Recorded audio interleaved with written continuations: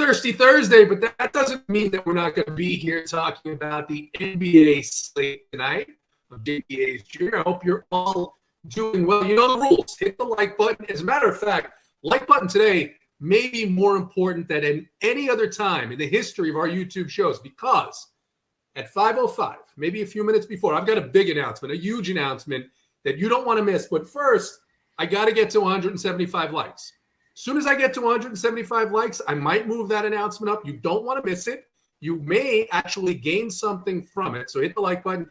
If you're not subscribed, we're almost at 15,000 subscribers on our YouTube channel. So go ahead and hit it. Want to get there in the next 24 hours. I want to do something else in the next 24 hours, but that's what the announcement's about. So hit the like button so I can get there. Big T, we got a very interesting slate tonight. But first of all, first and foremost, how was your Thursday? Did you do anything? Did you slash any pictures of Mike Malone this morning for the way that he handled that rotation last night? What's going on? Yeah, it's always fun with Mike Malone, especially with that many guys sitting. You just truly don't know what they're going to do. And it makes it even harder when they're almost in the game for a while. I mean, they were basically in that game for three quarters.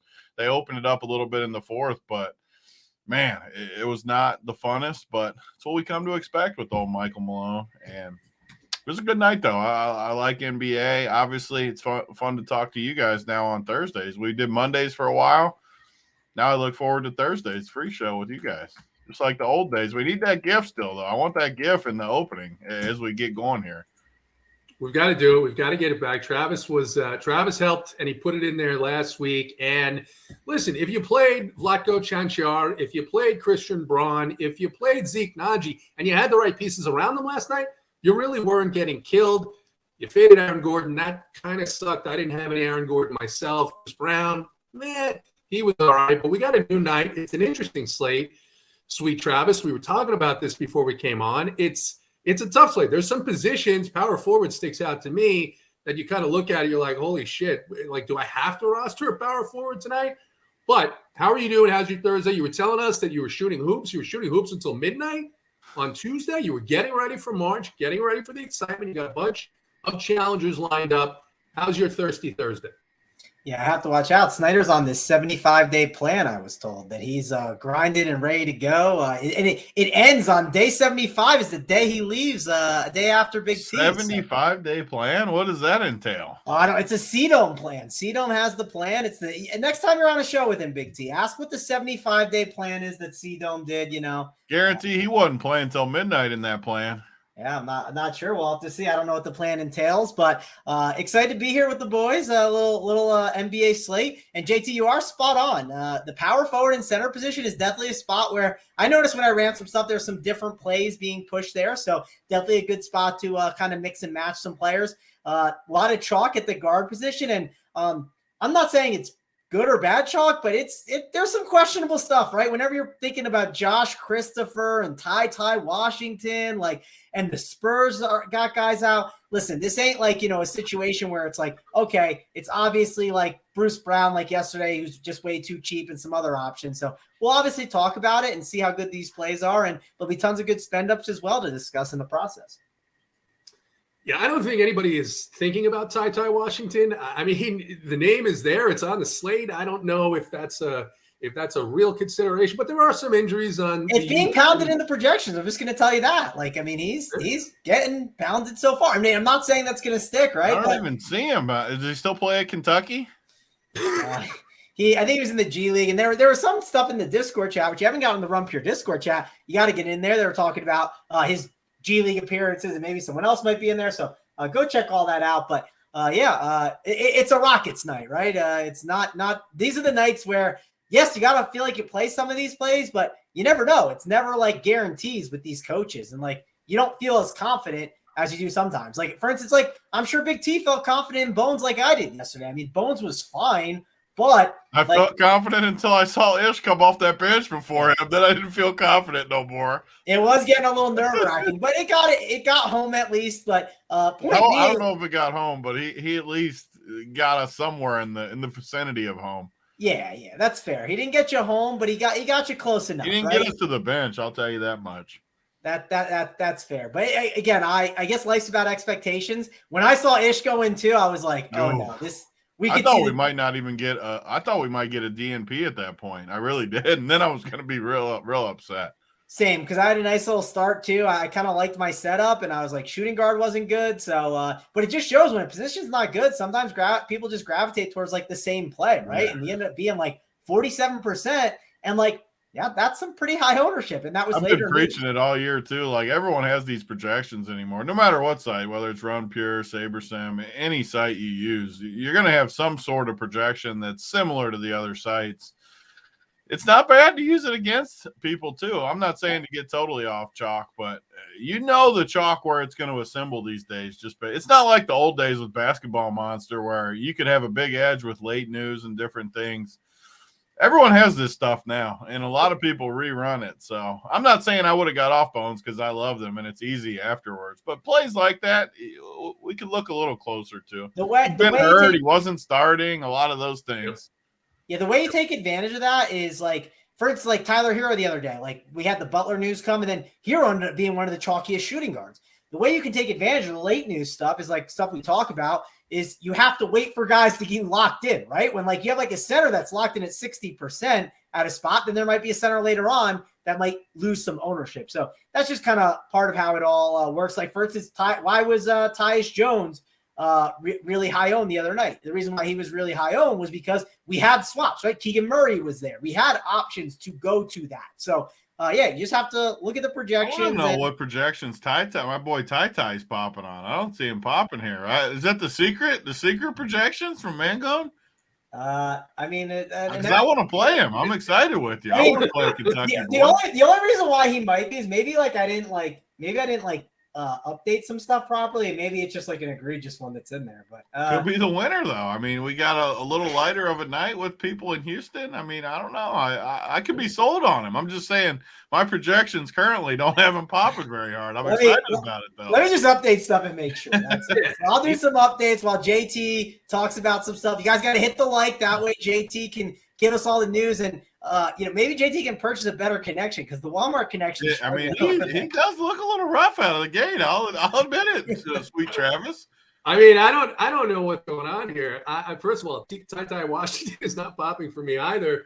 But listen, if people in chat about my connection, I've upgraded this. I haven't had an issue in at least a year and a half. So it's probably you. Go ahead and reboot your computer, and maybe I'll look better or less blurry. But as long as you can hear me. For the record, I was running stuff and playing with a lot of different like settings and stuff. I think my settings are all messed up. Like I think they're an absolute disaster. I like any setting that gets us Ty though. That's my Kentucky boy. He has a 43 projection on, so I uploaded 43 projection. I uploaded something wrong. That must have been after the midnight run. I don't know what I did. I made a really bad upload, so it's not. I gotta adjust stuff. It's gonna be hilarious when he drops 43, and people are gonna be worshiping you when he drops a 43 nugget tonight. I will be making adjustments right now because I was confused, and now I have to. The Ty-Ty's projection looks as good as JT's internet connection. It's Yeah, I don't know what's going on, but as long as you can hear me, we're good. And so don't worry about it because, like I said, we get to that number. Oh, we're at 194, get to 200, and we're going to go ahead and have a big announcement here, especially for those of you who are not yet subscribers to Run Pure Sports. But let's get started. Let's get right into the slate. Detroit at Brooklyn. Brooklyn is 7.5-point favorite, a 234.5 total. We know that Kevin Durant is still out.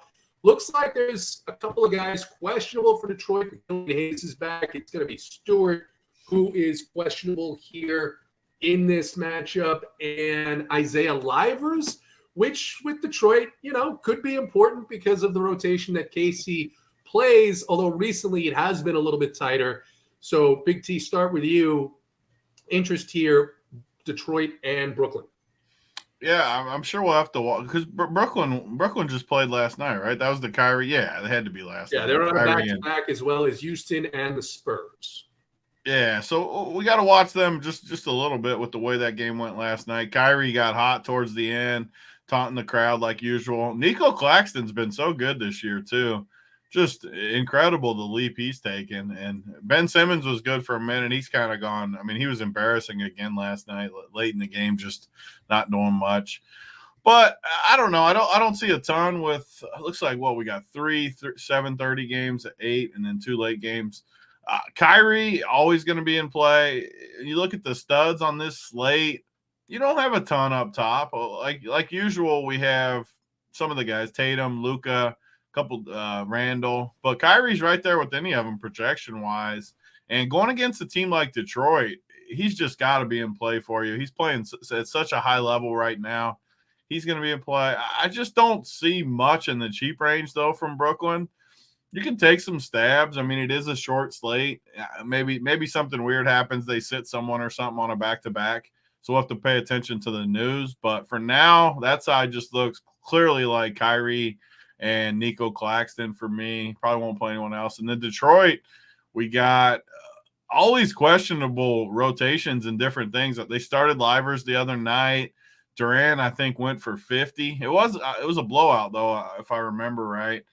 But he's just good. I mean, he's only 5,100 still. We've seen some monster games. He's starting to look even better and better, too, as he gets more into the rotation in minutes. So I think you can definitely play him. Bojan has shown some major upside, but when JTHayes and Ivy are in, which are they both for sure in tonight? I don't know if they're both for sure in, yeah, but if they're in, I think at 6,900, it's tough to click that button. But I don't know. I mean, the guy's shown upside here and there. He could be a tournament type play in this spot. I'm not going to play Isaiah Stewart. Ivy really hasn't shown all that much upside, especially with Hayes in there. So for me, it's probably just Duran, but I don't know. I could be sold. It is a short slate. What is it? 6 games tonight. So we can get creative in certain spots. Yeah, I feel the same way on the Detroit side. Duran probably the only guy that I would be interested in. Travis, on the Brooklyn side, it seems like in the absence of Kevin Durant, it's now been Nick Claxton that has stepped up, playing a bunch of minutes, actually producing a ton, 38, 39 minutes, and Kyrie, the only 2 guys that really have been playable. You can't bank on another Seth Curry performance like he had last night. Where are you looking at in this game? Yeah, well, now that I have things a little updated, things look a little better over here. So kind of excited to break this down now. Things make a lot more sense. Looking at to stay on the other ones. You should have stayed on the other ones for the whole show. Just see what happens. I'll tell you this: the other ones, because it punts so much, right? It likes Nick Claxton. It's interesting. Yeah, that could have been the winner. You should have at least kept what those looked like. We could have put at least one team in with that. I mean, I probably still have them somewhere. Do I? No, I hit the X on it. That was a mistake by me. I should. I could probably find a way to make it come back up. But anyways, I do think Claxton is a good play. Like kind of to the point that I was just saying with like my mistake upload, right? If you have value, he's going to be a really actually interesting spend up option. And right now he's not popping as much, Claxton. Currently, the build that you are likely going to see this tonight that a lot of people are going with is they're going to be spending down at the center position. They're going to be spending down on guys like Zach Collins and another guy in this game, Jalen Durant, right? Durant is going to be someone that people definitely gravitate toward. And he had a great game the other day. The game was so good that he broke the slate, right? He dropped 50 at 4.6K.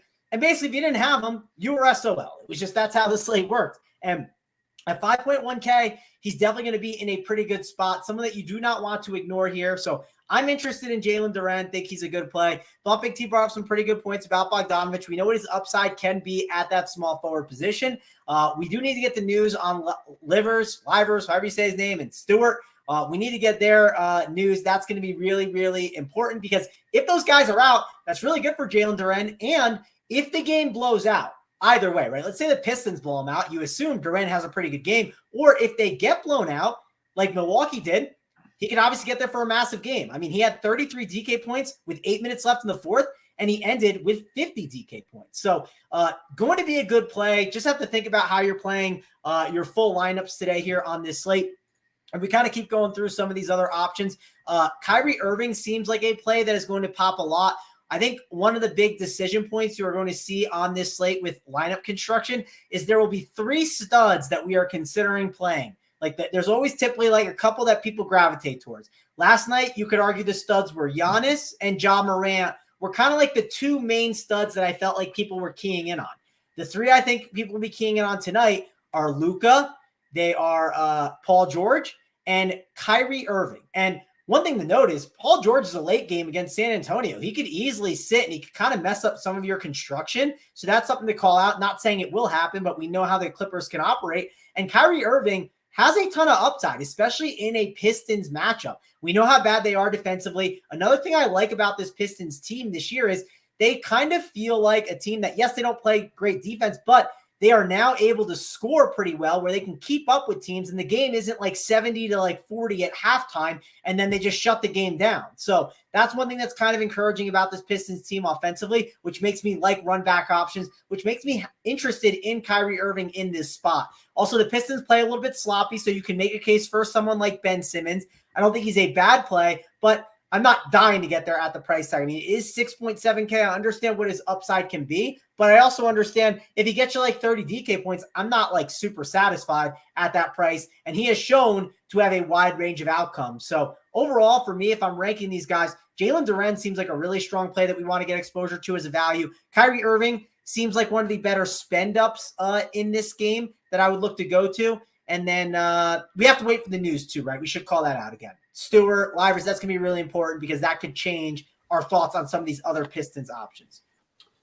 Yeah, definitely a lot of news coming. You kind of, we didn't bury the lead, but maybe, the toughest game on the slate is going to be the last game. We'll talk about that. The Spurs on a back-to-back in Los Angeles, wild rotations on both sides, potentially news on both sides. But with 238, with that, you guys obviously have now rebooted your computers because I look a lot clearer and probably not a lot of a lag. So thank you for doing that. You look incredible again. Yeah. I was sitting here tilted closing windows. I realized I probably had about 270 windows open. So that sometimes isn't the best thing for your computer, even if you got a good cable internet connection, whatever. So now we can stop talking about that. Well, what we can't stop talking about is the fact that, man, people are subscribing to Run Pure Sports left and right. And we talked about this last week. If you're not a subscriber yet, if you want to add something on right now, today, tomorrow is the time. Use code JTHayes15. You see, I've got it up there as my name there. And +1. What does +1 mean? We're about 17 subscribers away. It was 17, 18 before we came on from hitting 250 new subscribers for the week. The 250th new subscriber, I'm going to pay for a year of DFS, and I'm going to strong arm the CEO into maybe giving you the bets and the SaberSim side. So could be potentially worth $1,500. It's at least worth $800 on the DFS side. How do you do this? If you want to join and you're not sure yet, right? You can do a number of things. You're ready to go all in. The DFS plus bets, $40. Try it out for a week. If you're the 250th, I cover your year. How fantastic is that? Only want to do the DFS side? All right, no problem. $30 a week. You want to dip just one toe into the pond? Get the bets deal, $15 weekly. If you're number 250, I pick up the year. That's an $800 value. We'll see if Nick comes through. Use code JT. It's going to be an even more value when I put these winners up for the weekend, JT. It's going to be fantastic because you're going to get the divisional weekend. You're going to get MMA. You're going to get, there's tennis, there's golf going on, there's golf showdown going on, all the NBA slates. We had a member sign up 15 days ago. He's already in the green, over $50,000. Remember, code JTHayes15. It's the only code that works here. Don't listen to the frauds on the internet. Some of them you might pay more. Some of them you may actually wind up in a dangerous situation. Certainly don't want to use Holden 15 or Swinger 15, whatever it is. So JTHayes15. Use that within the next 24 hours, number 250, using that code, I pick up your year. Now, if you don't get the code on 250, if someone signs up and they're 250 and the code's not there, I'm going to pick the next closest person to 250 and get their first 2 months. So you can't lose. You absolutely can't lose using code JTHayes15. Let's get into the next game. Well, JT, and if you sign up, I found the Ty Washington projections. They're back. I can pull them up now, so we're ready to go. I have to throw those in there today. Can't. What is Ty Washington's actual projection? That's a great question. It's probably not even projected. That's how bad it is. But we'll see. I mean, look, there's some dusty plays. I see it at like between 8 and 11. So, but the one I uploaded early was 43, JT. So Hey, listen, you can do worse. I came in, I think it was 23rd in the $40 single entry last night with Christian Braun. So, I mean, anything's possible. You get the right guys around him, but we'll move in. How many Remember, memberships do we give away when Ty gets 43 tonight is what I want to know. we should at least give a 1 year membership away. Someone, if Ty watching my man go 40 fantasy points. When he goes for 43, we're gonna have a nice clip for me. People are gonna be like, what's this? Who touted this guy? We'll have a clip and everything. You're gonna have those dudes that tilt everything on Twitter, like who in the world recommended Ty Washington, and then we can just send the clip out. That's a situation where the Excel spreadsheet isn't lining up to the right line. It's got to be something like that. Not projected like 23 either. 43. The 43 burger. 43.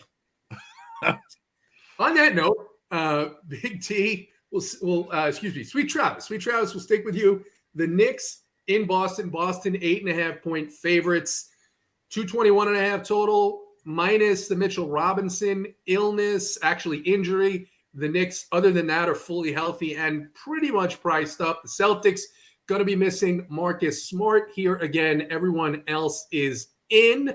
It's a lower total, but these are two of the more condensed rotations on the slate, really in the NBA. What are your thoughts here? Knicks in Boston. Yeah, Knicks in Boston, obviously a game that we should consider a little bit, but it's not one of those games that's popping up a ton, but I think there are guys you can consider. First of all, there's studs in the game, right, that just can't get completely ignored. I feel like the Knicks studs are almost always in play at this point, it feels like. I mean, if you really look, Julius Randle, what he is doing right now is absolutely incredible. I mean, the dude has been absolutely crushing. 9.9K, you get, and again, well, Big T says it too, right? I mean, the box scores aren't everything, but 61.25, 59.25, 52.25. If you're wondering who rostered the 41.25, yours truly, I had that game. And then 54.25, 71. I mean, I can keep going. The guy has just been absolutely crushing. The minutes are great too. You assume this game's going to be competitive at the power forward position. It is hard to ignore Julius Randle as a play today. And I don't think people are gravitating towards him. Like I said, remember how I talked about the three studs people are likely going to? Just go into SaberSim. When you use that code JTHayes 15, get the 15% off. You use the SaberSim and lock Julius Randle and see what teams you get, right? You might get some really interesting, unique combos that pop up. So Julius Randle, I think, is a really good spend-up option. I love to do those threads, right? Like everyone's building their lineups like this. You should do this. Why not, instead of playing Luka, play Jason Tatum? Isn't that a guy that could outscore him? Now, I understand that Luka is likely the higher owned play, likely the better raw points play, and he's going to outperform him more times than not. But we're not running, 1,000 different simulations to find the answer. We're running only one slate. And when a guy who's like 8 times ownership of the other beats the other option, you really pay off a ton. So spending up a small forward could be a pretty unique route with Jason Tatum. We know how much upside that he has. So I'm interested in him for sure. Think he's going to be a good option. And then, other than that, that's kind of where I start to struggle with the Celtics. I don't see that many other options I'm dying to get to. Yes, Marcus Smart is out, but we liked White, we liked Pritchard, but now we have Brogdon back, right? That's going to muddy things up. We have Al Horford back, which that muddies up the front court. So for me, it's really looking at Julius Randle as a stud that's contrarian, Tatum as a stud that's contrarian, and then also considering some of these other Knicks. You could always consider Brunson at 8K just because it's not like a 10-game slate, but the amount of minutes he plays, he has the potential to have a big game. But the two guys I'm keying in on, like I said, are Tatum and Randle as contrarian spend-up options. Tony, we'll bring it over to you on this Boston and New York game. We have a small sample, but in that small sample, without Mitchell Robinson, opposing centers have really taken advantage of the Knicks around the basket. And you've got Robert Williams finally got up to 31 minutes last game. Now, that was without Al Horford. He didn't do a whole lot in those 31 minutes. Is this a potential breakout spot where we finally see the Robert Williams from last season, and then any other interest in this game? Yeah, I mean, so let me pull up his game logs real quick. So he has been ramping up. I mean, a couple games, 28, 27 minutes, 27, 15, then 31. For whatever reason, though, and I know Mangone just talked about this too with game logs. You can't base everything on them, but you can get at least an indication of what they're doing, and then you can look at who's in, who was out that game, who was in, different things like that to kind of see if it makes sense with the projection. At least that's what I like to do. And that's how you counteract some of the Sims people that just run those and try to do it that way. So it gives us our own process. And you just look at Robert Williams. I want to buy into it, but even at 31 minutes, he's 5,600. What can he really do to get us there? And I just have a hard time with it. I do like the matchup, though, like JT said. It's a good matchup, especially with Mishrob out. I want to like it. I really, really do. But, man, when I actually look deeper under the hood, 5,600 feels steep for a guy that is topped pretty much at 30 minutes no matter what. And you just have all these other guys that are going to steal all the usage. The only thing he's going to get you is blocks, which are obviously valuable, and putbacks like dunks, rolls to the basket. He's never going to have a game where he gets like 14 shots, which makes it tough. I mean, it's tough for anyone to get you 40 fantasy points when they're not shooting the ball 10 times. It's very, very hard. So, I don't know. I like these other guys, though. Tatum always feels low owned to me. People aren't going to play him at 11-2 on a slate like this. It's just tough to get to him. So, like Mangone was saying, he gets you a little bit contrarian where I wouldn't be shocked at 11-2 if he comes in under 10% owned even. And on a 5-6 game slate, I mean, the minute he gets you 65 or something, you just have a chance to ship it all with that kind of ownership. So, then you look at Jaylen Brown. I made fun of him on the Up to Lock show the other day. I mean, this guy will be 1% owned tonight. He's 9,400. You know how hard it is to click that? 9,400 for Jaylen Brown coming off some time off, too. He's had a couple games back now, but he hasn't looked great. He's another tournament play, though. You can definitely click him in tournaments, and I've always liked shorter slates more than big slates because if you guess right on some of these plays, you just have a chance to ship it all. That's not the case on bigger slates. Bigger slates, you play Jaylen Brown and he gets 58. It's good, don't get me wrong, but you're not like totally meant to take over the slate. On a slate like this, where you could have blowouts late. I mean, you got the Spurs sitting guys. You got freaking Houston versus Cleveland could blow out. I mean, Dallas, Phoenix, we've seen them beat them in the playoffs by 4. You just never know on these short slates. Even Brooklyn could kill Detroit. So, I don't know. I like these Boston guys a decent amount, at least the good ones. Tatum, Brown, Brogdon has looked better and better as the season gets going. But again, so let's use the same example for him. Brogdon, so who's out anyway? Smart's the only one out, right? Right. So he played 35 and 36 the last two. He was at 31 versus Charlotte. And he's 6K. So what do I want to look at when the game logs when I come here? I want to see some 40s. I don't want to see just 28, 32. I want to see some games in the 40s if I got a guy 6K. And you look, it's just really not there. He got 39 last game, but he shot 16 times. Yeah, I do like Brogdon. He's more of a cash play to me, though. Just 6K. So one of the keys, Tony, backup for 6K, though, right? I mean, that's the tough part. A backup for 6K.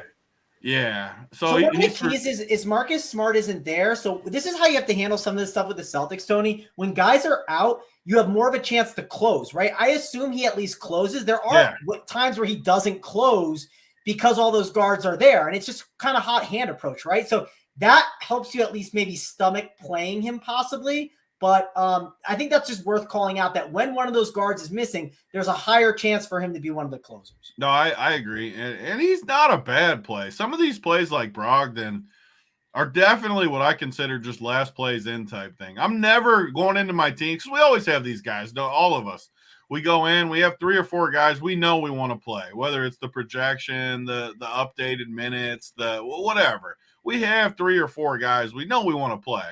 That's never Brogdon at 6K versus the Knicks. But you get to your last spot, you got 6K. I don't think you're feeling too bad pumping Brogdon in there as your last guy because he is somewhat safe too. Even if he only gets you low 30s minutes or something, he's somewhat safe in that range to get you somewhere you need. And the part I've liked about the Knicks all year is, my God, these guys play minutes. So even if you don't feel incredible about them, there's something to be said for even guys like Quentin Grimes, who is 4,300. He's not going to project that incredible for you. There's just something to be said for your value guy at 43 playing mid-30s minutes. It's comforting. I mean, we saw Bones last night, similar price range, 43. All this big projection, all this big ownership, and then he just doesn't play that much, which is super tilting. You know for a fact these Knicks, outside of foul trouble and injury, are going to play mid to high 30s, maybe even low 40s some nights. So I like that about the Knicks, especially on short slates. If you build a team tonight and you got all guys that are playing mid to high 30s minutes, you got a chance to succeed. I made fun of Jericho Sims the other night. It worked out. I can't play these bigs, but the four of them, Randall Brunson, Barrett, and then Grimes. I think Grimes is a pretty good play on a short slate where he's just going to play a lot of minutes. I don't think he has a ton of upside, but I think he gets us like 25 tonight, and I like that at that price point. Yeah, Grimes at 4,300, like you said, playing minimum 34 minutes, usually more in the 36 to 37 range. Very, very interesting here. Seems a little bit underpriced on this slate. Quick question, though, before we move on to the next game, Tony. Brogdon or Ty Washington? I got to go with Ty at 43. Okay, all right. I don't think Brogdon can get us 43. No, I think he's capped at 39. Meanwhile, Ty has that 43 with upside ceiling possibility. It's going to be my favorite moment in 10 years of doing shows when he gets 43 tonight. The clip is going to be so good. You led the show with it. It's the best part. What did he say, JT? He's like, you got guys like Ty tonight. I'll say this. I've been messing around with a lot of different things, and I think I found some cool stuff, and I clicked the wrong upload, but hey, that's okay. This is the best part, though. The part that people really enjoy. I mean, not everyone knows me these days, but I never prepare before shows because I like to look first when I'm talking to these guys, and it's how I process the slate. So when he said it, I just assumed he was starting or something tonight, and I went and looked, and he wasn't. Yeah.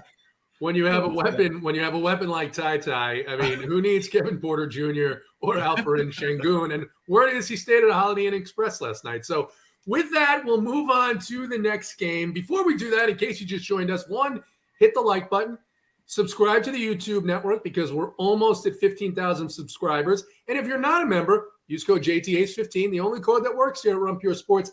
If you use that code and you're the 250th sign-up, which we're just about 17 away from, by tomorrow, I'm going to cover your year. That's the way it works. 250th sign up, you hit the lottery. Chicago at Charlotte. Chicago favored by 6, 234.5 total.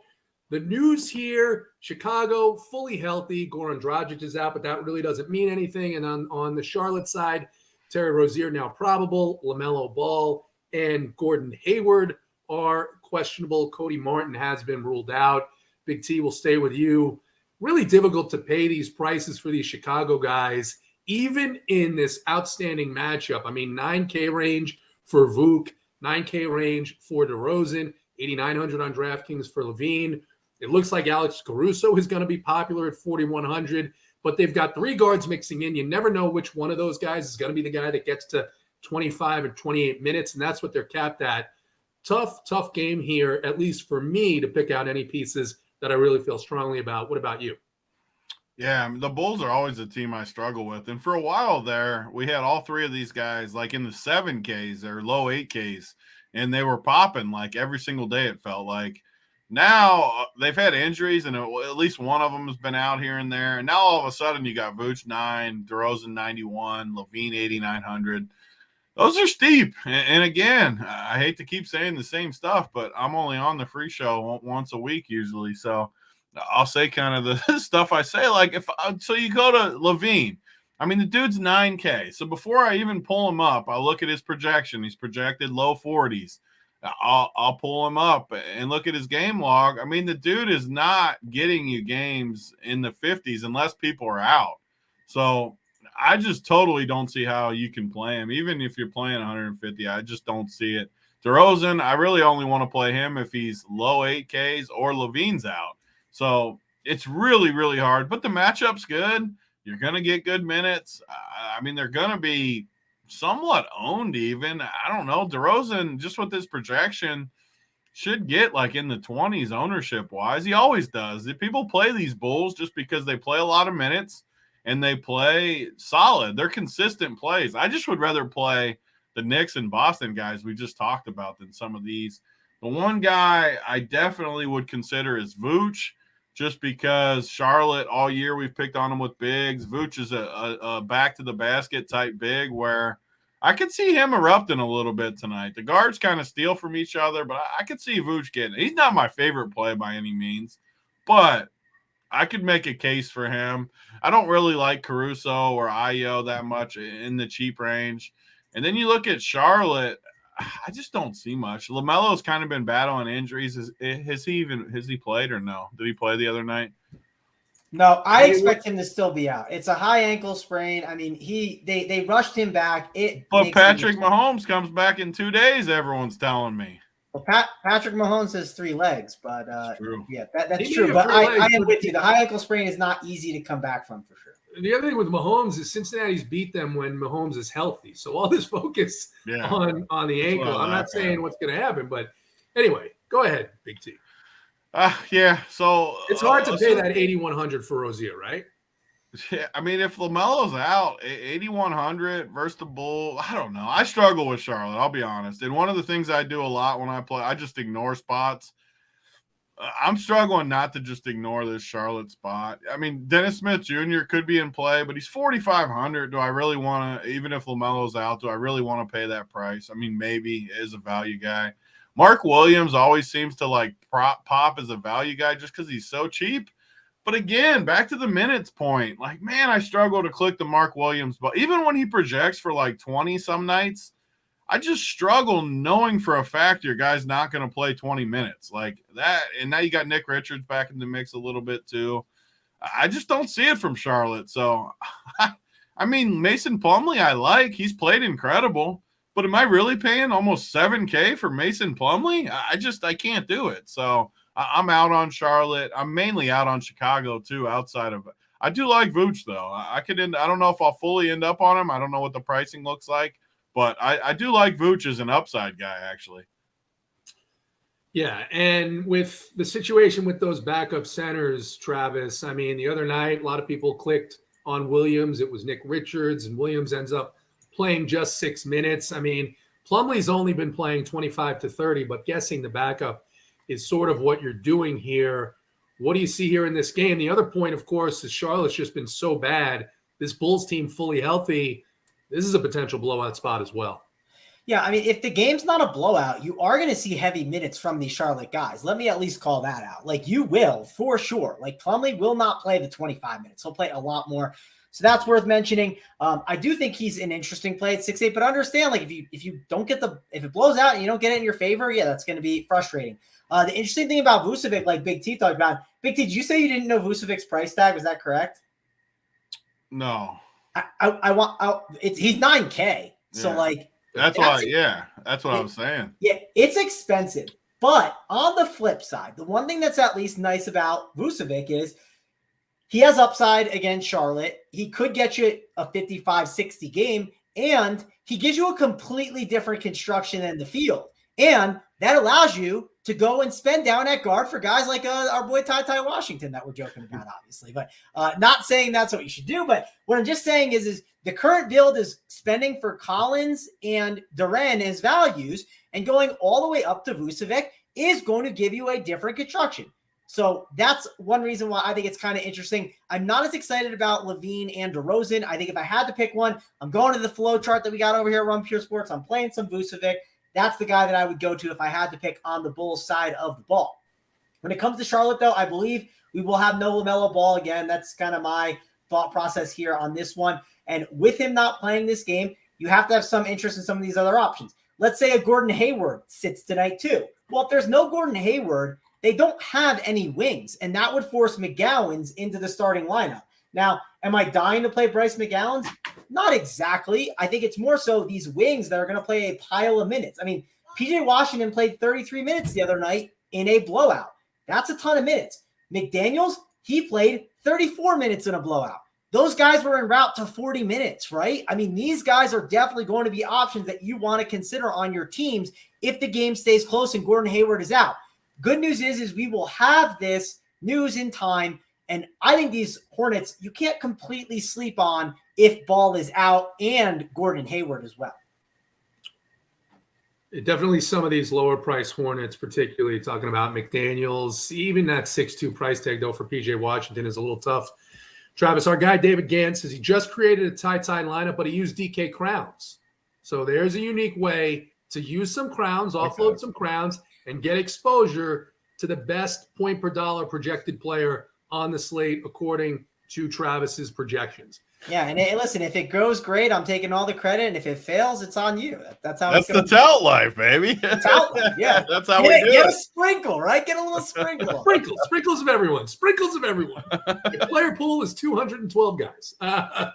All right, we're moving on. Before we do that, 329 likes. But then I see 795 watching, so I'm on the way to saying that's pretty good. But no, it's actually disgusting. So we need to at least get to 400 to get the plays of the day. We've already given you guys, you've got a free giveaway. If you use code JTHayes15, you know what's going to happen. It's the only code that works. Travis, a game that a lot of people are interested in.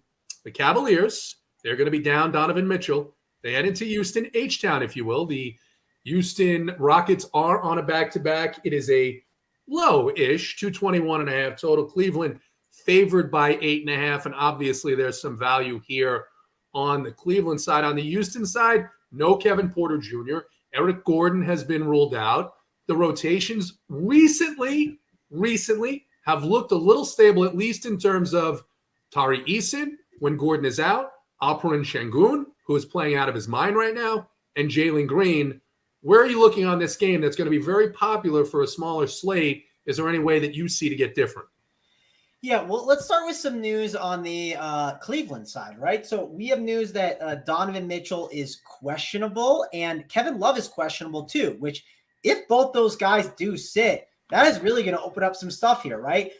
We had the Wizards were really good plays yesterday against the Rockets, and we know the Rockets are a team that we typically target. So we should like some Cavaliers here. Now, if we look at the Cleveland team, who would be the options that we want to go to?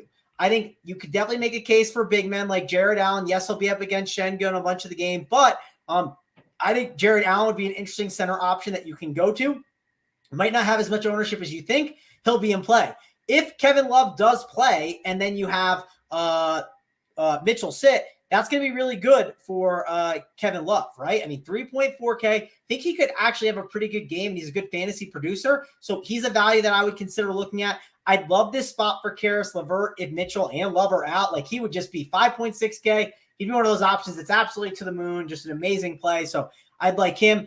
Ricky Rubio is another interesting one to talk about because he's kind of like the guard version of Kevin Love, where he's a really good fantasy producer. And at some point, these minutes are going to pop up, right? Played 19 against Milwaukee, 13 against the Knicks. When are they going to pop? Is it going to pop here with Mitchell now being out? Because he played 19 minutes when Mitchell was out. Mitchell came back for that other game and then only played 13 minutes. So I do think overall that you have to really consider Ricky Rubio if these guys are out. I just think it's got to be something that's considered because of the production that he can put up, and with all those guys being out.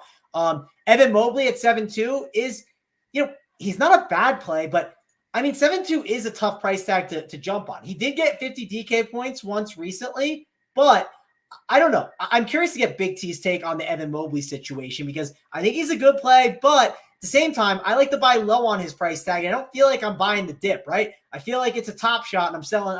It's way too high, right? It's just too high for Evan Mobley for me right now. Maybe I can get talked out of it. Darius Garland, his price feels high at 8.6K, but he is still a good play, I think, especially if Mitchell niches. We need to make sure he's out. And there's good plays there. The Houston side of the ball, we've obviously joked about guys like Ty Washington. Garrison Matthews is another guy that's projecting pretty well. Not incredible, but he's getting an okay projection for sure. Tari Eason is someone that doesn't get a pile of minutes, but an elite producer. And if he gets a ton of minutes, he's definitely someone in play that you, I think, have to consider because of how well he produces. Yes, he's 4.4, not 3K anymore in that range, but still think he can get a pretty good game out of him. And I do think Şengün at 8.7, sure, it feels like a high price tag, but the guy's been an elite producer. Yes, the matchup could be tough. Ownership is going to really factor in how I handle him. If he's lower owned, I'm going to like him a lot. If he's higher owned, I might go away from it. Just depends on what value plays fit with him. Big T, staying on this game, Kevin Love did miss shoot around, was not seen at shoot around today. The news the other day after the Knicks game was that Donovan Mitchell was likely going to miss some time. So reasonable minds would say he's probably going to be out here. And then Mr. Patrick Rice has a question. I think it's a great one. Ricky Rubio at 3,300, but can he handle JTHayes' defense? Yeah, that's a good question there. That's fair. That's a very fair question. So I do like the Rubio call. I mean, on this slate, 6-game slate, we got studs we like. We've already talked about some expensive guys we like. We really haven't found that many cheapies besides old JTHayes that we can get in there with. So Rubio, 3,300. Hopefully he plays basketball better than our Rubio, which I think he can after all these years. But Ricky Rubio, 3,300. And another guy, so another example of game line. No one's going to play this dude. But Isaac Okoro has started a decent amount of these games. He might start every game. I don't know. Does he start every game, Mangone? Yeah, Okoro, he doesn't start every game, but he definitely can start. It just depends on the lineups. Like, it depends. Decent amount. And with these guys out, though. So this is the opposite end of the spectrum, though, with the game log. So he's 3,600, and you look at 24, 22, 12 was a bad game, 27, 22, 19, 21. I mean, that's pretty good for 3,600 that no one's going to play when they got a few guys out, and it's Houston, the team they're playing. So when they played Milwaukee, Tony, they went Garland, Mobley, Allen, Mobley, Okoro, LeVert. So what happens is the key is going to be Okoro's like the 3-and-D guy that's going to play a pile of minutes. The question could be, could one of these other guys come in and close? Could a Cedi Osman come in and close late in the game at points? Probably not, because they're going to want, I think, Okoro defensively. And another key thing to talk about with these crappy guys like Okoro, especially the defensive type of specialists, the games where they do well are the Rockets, the Spurs, right? Like that. Where do you want to play OG Anunoby? Against the Rockets, the Spurs? And I'm not comparing Okoro to OG Anunoby, but the point being is when you have these 3-and-D guys that you hope they can have the big games and maybe catch some corner threes and get hot, or maybe get a couple steals to get you towards the top. These are the games where they likely have the success. Will they have the success against a team like, I don't know, like the Clippers when they're really good, or like, just good basketball teams? Not as much. You want it against the sloppier teams. Yep, totally agree. And I wasn't like saying I like love him or anything, but we need value somewhere. I don't totally hate, like, these guys are going to be popular. Mobley, Garland, LeVert, Jared Allen, all going to get some ownership to decent ownership. No one's going to play Ricky Rubio and Okoro. So we can kind of not leverage those guys, but we can get on the high-owned team in lower-owned spots and for value. So it kind of kills a couple birds with one stone. I like these Cleveland guys, though. I mean, LeVert, I really like Garland tonight. Garland pops off. I agree with Mangone about Mobley. Love Mobley. I don't love the 7,200 price tag, even though it's versus Houston. He's fine. I don't mind at all if I land on him. I'll definitely play some like in my 150, but I'm not overly excited at 7,200. I feel like that's a high point for sure right now. At least as of this point in his career, he hasn't necessarily shown that upside. And then Houston, I struggle with these guys tonight. I don't play bigs against Cleveland. Mobley and Jared Allen just alter shots. Sengun's a different animal, though. He's been a beast. I didn't play him versus Gobert the other night, and it worked out well. I don't think I'm going to play him again tonight at 80s. And it's a back-to-back. He's a big guy. I don't love him tonight. But the flip side to that is he's not going to get that much ownership. He can't. He's 8,700. His projections, low 40s. So, I mean, to circle back what Mangone was saying, I mean, if you know he's going to be under 5%, he's clearly got 60-point upside. I mean, we've seen it all week. The dude is incredible. Him, Sabonis are kind of on Jokic's footsteps a little bit, where definitely not even close to as good right now, but kind of on that trajectory where they're working their way up to being just dominant stars. So, I don't know. I don't like the Houston side all that much tonight. We can see who starts. I don't even like Eason that much, honestly. He's been good, but 4,400 feels steep. On a back-to-back, maybe Garrison Matthews at 3K. I was watching him chuck last night. He had the worst 5-minute segment. I tweeted about it. The dude was absolutely awful, but he was chucking. I mean, he was out there letting it rip. So I don't know. Well, let's see who starts. I mean, maybe we get a surprise lineup from Houston on a back-to-back. Maybe it is our boy Ty. You never freaking know on him. Maybe it's Bruno. Isn't he back in the area too, like Cleveland, right? That's kind of the hometown. Yeah, I mean, 3K. I can't do much. A lot of these guys are 3K, and I do want to play the expensive studs tonight, like I always do. So I don't know. I'm open-minded to Houston, but nothing sticks out to me as of now. We got some news. Seth Curry has been ruled out for the Nets. Don't think that's a huge needle mover in terms of, I certainly wasn't chasing that big Seth Curry game. Maybe you look even more to Kyrie and Claxton. It's just really tough to play any of these guys. Maybe Joe Harris if he starts at 4,100 just because it is against the Pistons. Travis, Big T, any thoughts on the Curry news and what that might change for you with the Nets? Yeah, the Curry stuff. So, like, I guess the one problem you have with Brooklyn is, like, yeah, they don't ever have, like, 8 bodies, right? They still have these guys behind that can sometimes jump in there and muddy some stuff up.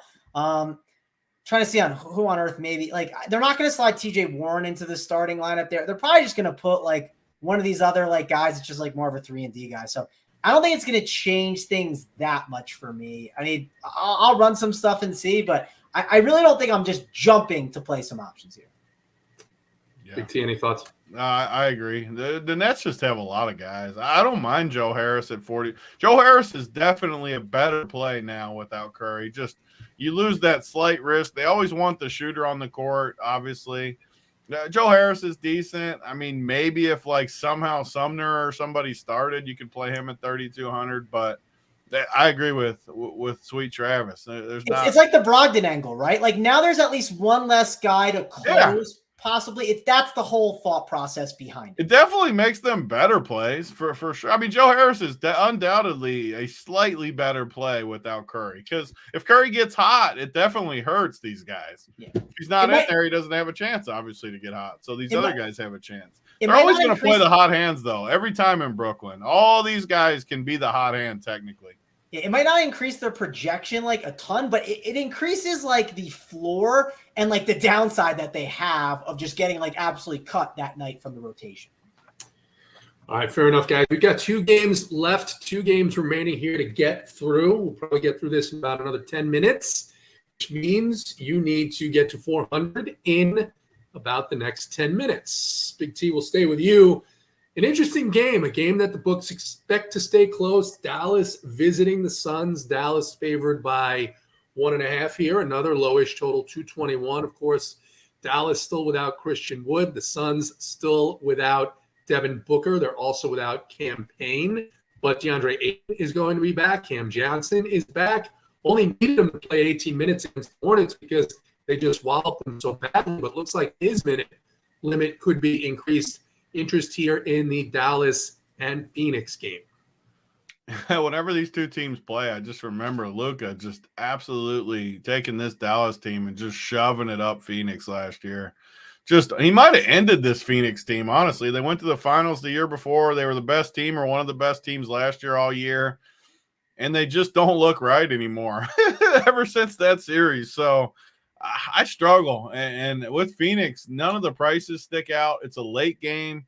Every single time in NBA, we talk about, like tonight, 4 early games, 2 late games. Do you want to wait on the news?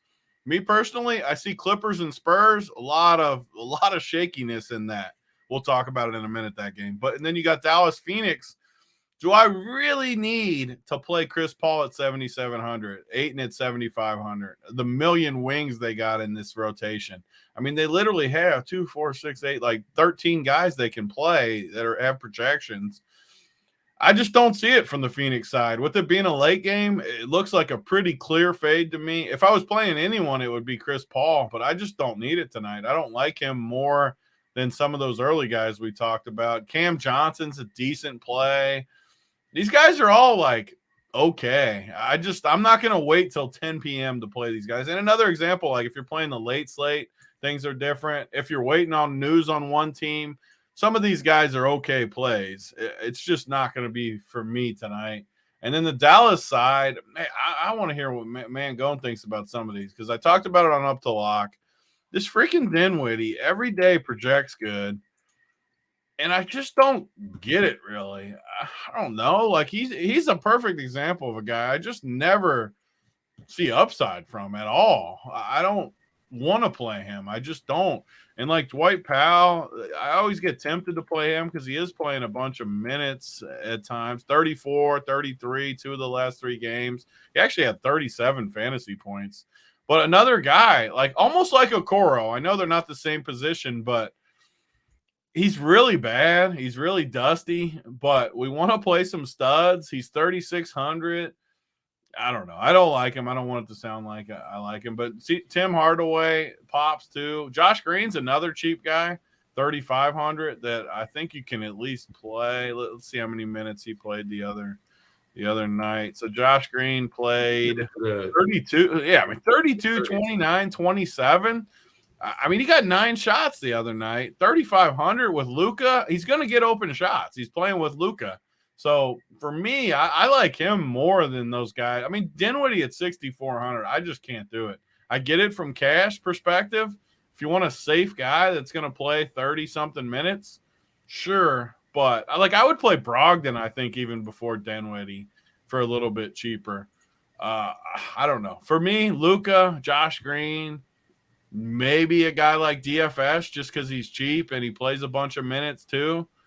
I look at DFS almost like, I forget who we were talking about in one of the, Grimes. Like DFS and Grimes, pretty similar. Like play a bunch of minutes, not exactly upside guys, but you can do worse. I just won the other night a decent amount of money because DFS was my last guy in. And I'm like, you know what? I hate him, but the bastard's going to play 35 minutes and he's 4,200. Maybe he hits some shots. I don't know. He does suck. So it is tilting when he just sits in the corner all night. But, I mean, 35 minutes, 4,200. I don't know. You could do worse than that. That's where I'm at in this game.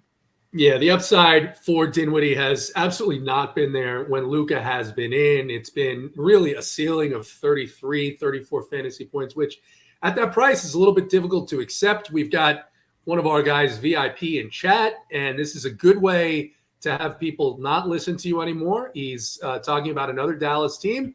Says Reggie Bullock always heats up in January and kills it. Travis, thoughts on Dallas and Phoenix? He always heats up. Always. He's a furnace in the winter.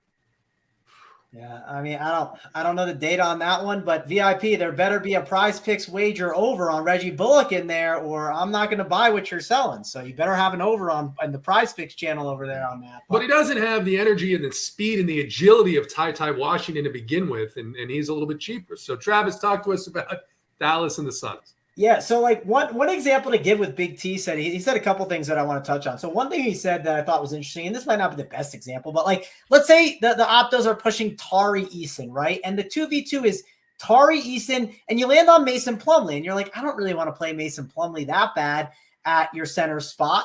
And then what happens is if you go to Dorian Finney-Smith, you already have $200 left over, but now it gets you enough to get Evan Mobley. Let's say you like Evan Mobley in that matchup.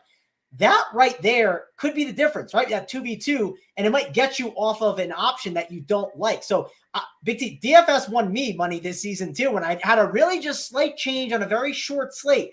And this is a 6-game slate. It's not a short slate, but the values that we are looking at, they are the Spurs, right? And the Spurs are never safe, guys. We'll get to them and talk about it. But I don't hate the last piece in Dorian Finney-Smith idea. And typically, if you decide to do that, it's likely at the small forward position. And that's kind of why he's not the worst idea, is because small forward's not great. And to your point of Dinwiddie, you're like, Mango, why is Dinwiddie popping? Well, you know, I'm good at using an optimizer and looking at it and kind of digesting it. Dinwiddie is on most of the teams that he's on. He's always in the shooting guard spot.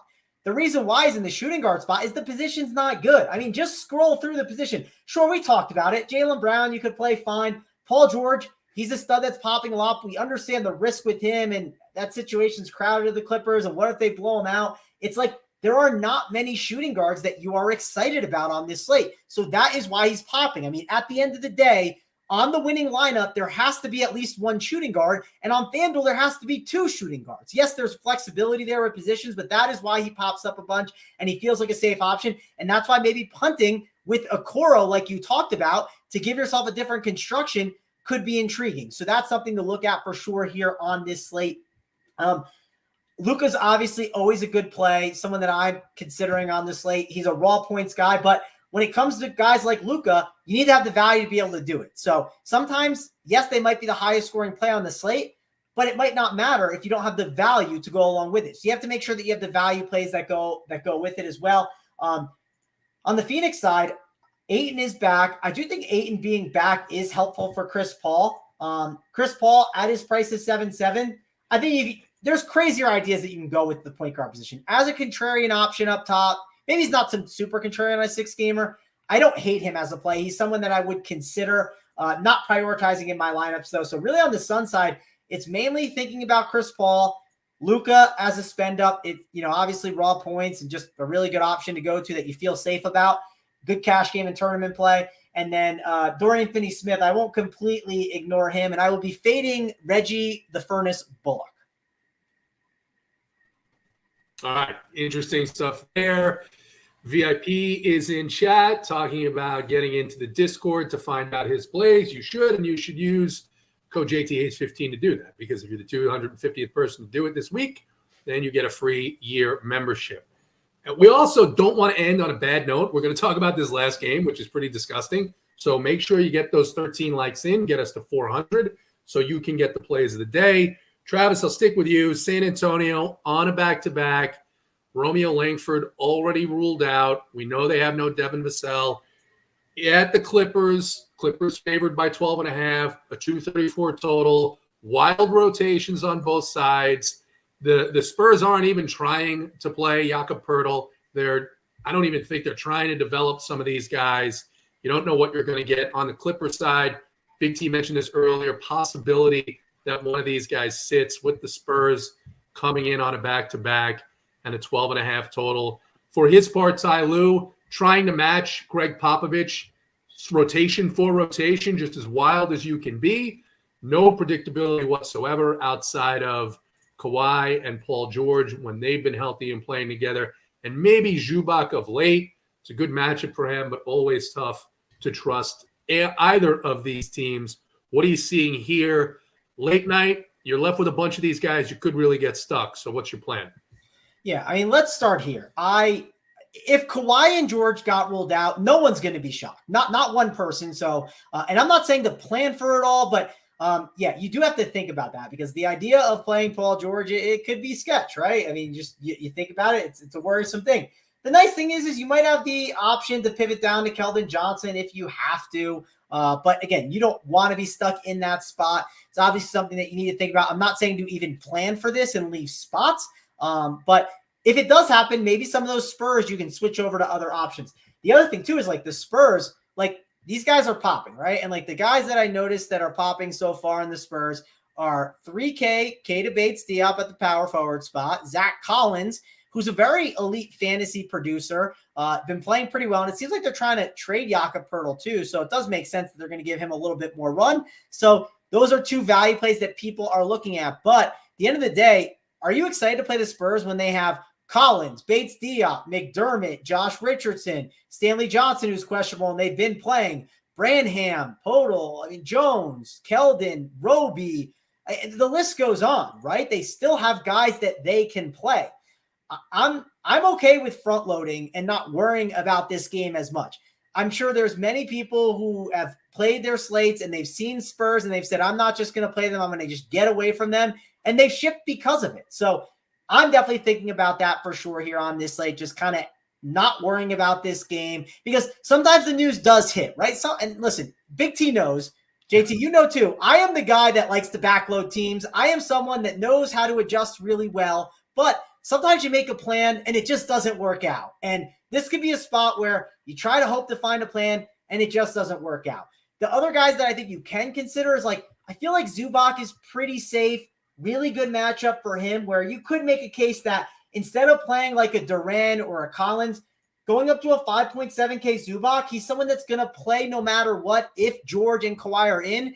And also, if they were out, maybe could get a kind of interesting bump and could be a play that wins you the slate in a good matchup. So those are the only guys I'm really considering there. And on the Spurs side, like I said, I'm not dying to get to these options. Maybe Zach Collins, just because I know he's a very elite producer, and I feel like I have some confidence in him. I don't think he'll get randomly ruled out, but I'm not dying to get to all these other 3K options for sure. Big T, one of the things I'm contemplating here is a rule no more than one Spurs. So no matter how many lineups I'm making, I will only get one of them, and then I can decide, do I want to roll the dice with that lineup? Clippers, especially if people get ruled out, this could become an ugly situation. And I don't necessarily believe that it's going to be one that you absolutely have to take advantage of to win, because I think it looks like from ownership, outside of maybe Zach Collins, a lot of people are pretty much crossing this game out.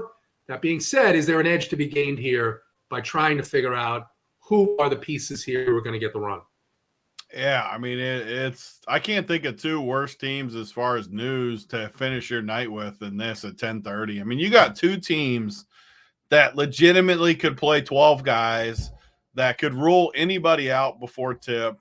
I mean, it's literally the easiest fade example of all time for me. And you say that knowing that Paul George is going to be high owned. He definitely is, because the projections love him. And you know what? There's nothing that says he's for sure playing. So, like, people could get caught with their hand in the cookie jar a little bit, like Mangone's saying. He's a good play, but even if he plays, are you really that confident in his upside against the Spurs? I'm not. Like, he could play 28 minutes or something. I just don't need it. So I'll find somewhere else. I'm definitely not playing the Clippers. If Paul George beats me, that's okay. If Zubac beats me, that's fine. They have so many guys. He's also popular right now, Tony. Like, it's not like you're getting a 5% Paul George, right? Like, he's going to be high owned too. Like, he's going to be one of the high, just according to the projections, he's going to be one of the highest owned guys on the slate. Yeah. So I just don't see it. And then the Spurs side, I mean, sure, like, I am fine with Zach Collins. I'm fine with Bates Diop, even like McDermott. I like JT's rule. Max it at 1. I'm truly not that confident in these guys. But the flip side is they are super cheap. Some of them just have to get in the 20s. It's impossible not to. So I don't think they're bad by any means, especially if you just need another value guy. Just pop like any of these guys in there. But I do like that rule from JT. I don't want more than one from this game. And these games are my nightmare. I just wish they weren't on there, because you will naturally have these guys that enter 150 teams that get a bunch of these guys, and it's just easier in NBA when you do it how they do it. I'm just going to fade this, though. So they're saying PG-13 cheap on FanDuel. How much cheaper is he? It's a good question. Before we do that, JT, can we fire up the Randone thing? Look at Randone dropping some info. What are we buying here, JT? Like, give me your thoughts on this. Yeah, I mean, all right. So they had a business meeting. It's 3:00 in California. CDome. You're telling me you sat down and had actually looked Kawhi eye to eye and asked him if he's going to play? I'm just saying, let's see what CDome says. I want to get some more information. Maybe he saves it for the Discord. I'm not sure, but we need to get some more info on that CDome. Definitely need a little bit more context there. Damn house. Yeah. Was it at his house? Was this in person, CDome? I mean, was it at the Porsche dealership? He's dead serious. We need more info. Was he up top on the rooftop? He said, I'm dead serious in caps. You were looking at him eyeball to eyeball? Yeah. Was he wearing the Run Pure gear while he was doing it? Yeah, did you get him some? Did you get Kawhi some gear on top of it? Their partner is on an espresso martini. What else would you expect? Partners. I mean, this is breaking news right here. I didn't know this. We need to get Kawhi some Run Pure swag. That's what we need to do. Yeah. All right. Kawhi Run Pure gear on. I'd be endorsing him. That's right. 250th subscriber, JT. Who? Kawhi? Why? Yeah. Well, I mean, listen, that'd be great. That'd be great if he was. I mean, the NBA might not be happy about it, but as Brittany J said, if you want to know if CDome actually sat down with Kawhi, you got to get in the Discord. If you're not in, code JTHayes 15 and you get a shot to get a free year. Luge 25 wants to know if he smiled. The good news is, one note before we get to the good news, with Josh Richardson And with, I think it's Stanley Johnson, questionable, Langford already out. Keita Bates-Diop, minimum price. He's going to start. He's probably guaranteed to play 24 to 28 minutes. So just another crappy value play to add into consideration on These this. are the ones I think you can get off, though, too. I'm just throwing it out there. Like, everyone uses the optimizers these days.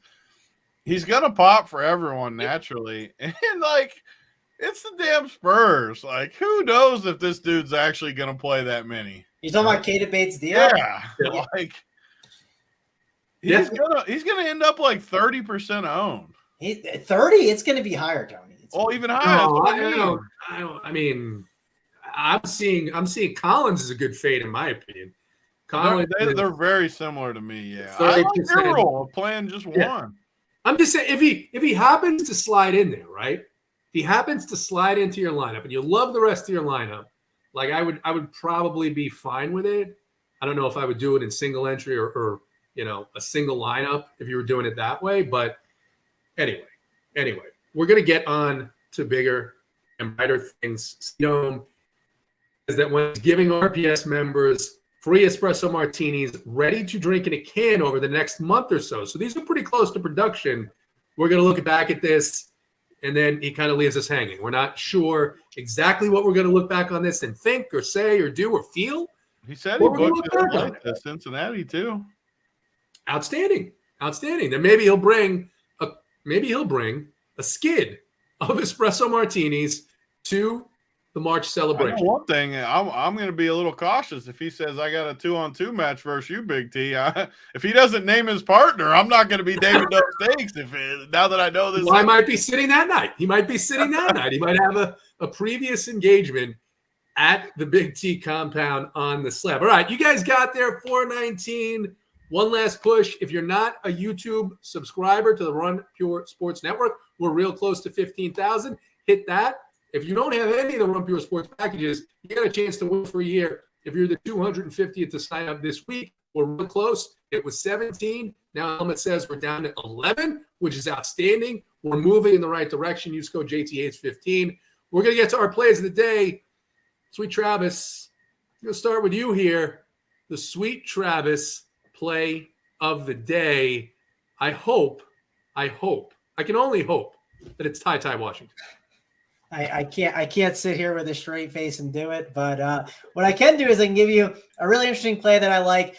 It's going to be Julius Randle at 9.9K, and the reason why is pretty simple, right? I talk about the way people are building their lineups, and people are building with Keita Bates-Diop, right? Like they are building with him at 3K at the power forward position, and you know what?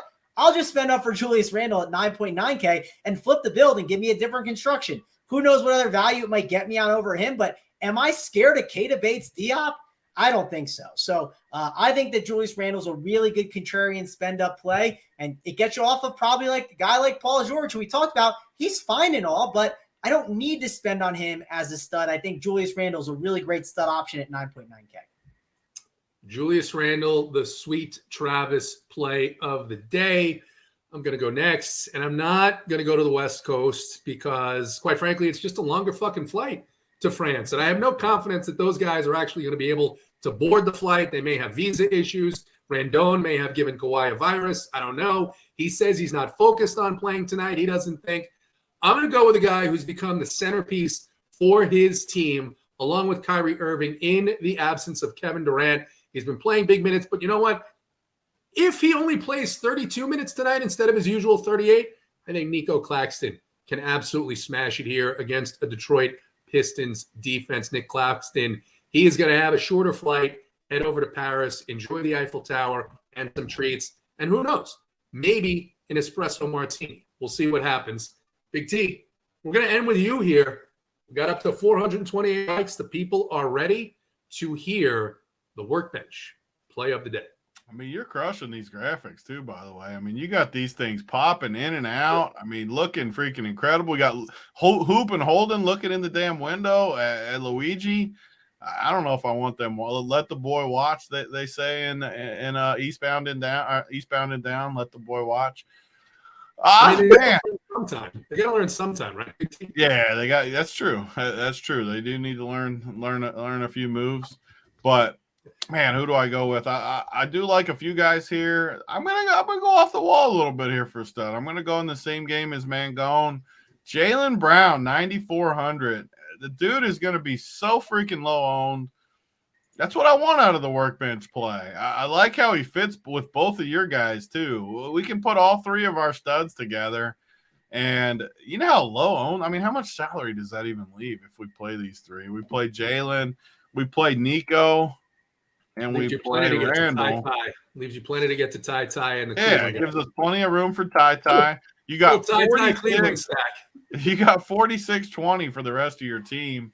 I absolutely love that. I feel good about that. And I think with a team like that, it's similar to the team I talked about on Up to Lock yesterday, where we played a bunch of the flowchart high-priced guys. Didn't work out yesterday, but I think the process was pretty sound with it. And I like our three guys together. I mean, literally no one's going to have that, and we got tons of freaking upside with those three. I like it. That's what this segment's designed for anyways, not to give cash plays, to give a little bit of a aggressive approach. And that probably gets you off of like the Luka type build, which like Luka's expensive. He helps you to be able to get we're not in. getting Luka with our three. At least for sure. And like again, if they crush, you don't need him, right? Like that's how it kind of goes. Obviously, if he goes for like 100, you can't even get him. I thought maybe you could get him with all 3K guys, but no. And Big T, I talked to Helmet. I got us the gift to close the show out. So there we go. Oh, baby doll. On that note, it's a nice mid-range build for this slate anyway. Julius Randle, the Sweet Travis play of the day. Nico Claxton, the Eiffel Tower play of the day. And as always, the workbench play of the day, Jaylen Brown. For those of you in Discord, Brandon just posted the link to whatever he's working on with Kawhi and maybe some thoughts about whether or not Kawhi is focused on basketball, doesn't care, whatever it is. If you're not in there, JTHayes 15 one last time. Go ahead, get in there.